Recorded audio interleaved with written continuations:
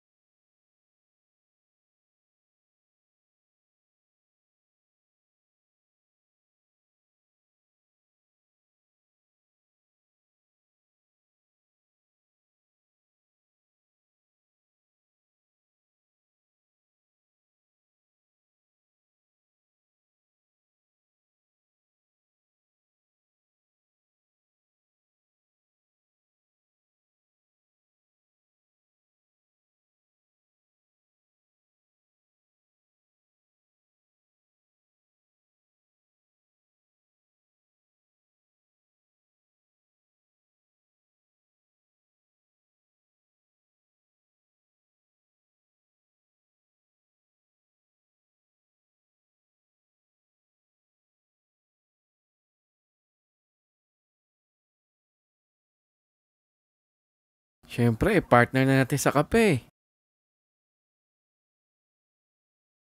Ang sarap!